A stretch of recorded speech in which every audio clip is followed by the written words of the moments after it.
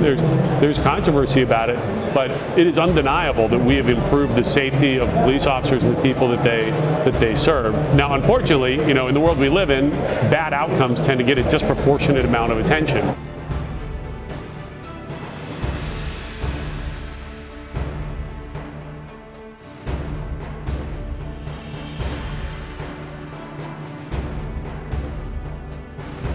I read this one article actually in the Wall Street Journal that there were 37,000 gun deaths in the U.S. the prior year. And I remember thinking it had to be a typo. I mean, that's such an enormous number. And that's when sort of a light bulb came on for me that as I started reading more about it, that it's a fairly violent world we live in, and government regulation has not been particularly effective. And frankly, my role, I'm never going to be a politician. That's not something I can affect. But I saw an opportunity here to say, well, many problems we address through technology, right? We didn't get rid of polio by outlawing it. We got rid of polio by developing, technology in the name of vaccines that could cure the disease. And I looked at this and came to the conclusion, well, there's legitimate reasons people want to own a gun to protect themselves. What if we could accomplish that with a safer technology? And that sort of began the trek towards this idea that we want to develop weapons that are safer and less deadly. If we weren't doing the work we did, nobody would be doing it, and we'll be sitting here shooting people in another 100 years.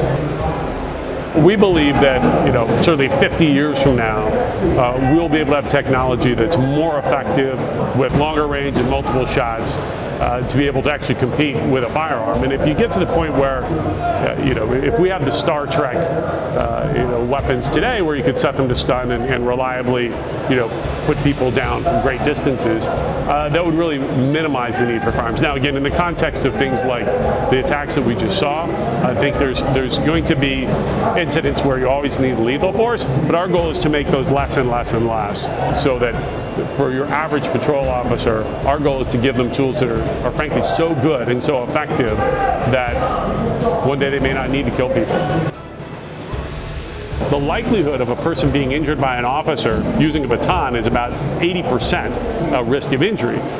The risk of a taser injury is less than 0.2%. Once we cross into that sense that force has to be used, Taser is certainly among the very safest of force options. We just need to make sure we don't blur that line where it's like, look, you need to know you should only be using these in situations where it's appropriate to be using force, because if you don't, then typically the standard is that someone's likely to get hurt if you don't engage. It was really interesting when I met with the officials from the Ministry of the Interior here.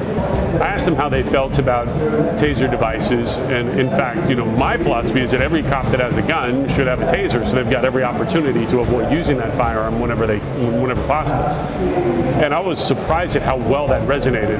In fact, some of the customers here in France said that that is absolutely consistent with French ideals, and they pride themselves on taking perhaps even a higher value on human life than other countries. And to put a point on it, they mentioned that their SWAT teams here, when they kill someone, that is considered a failure, not an operational success. So the idea has really resonated.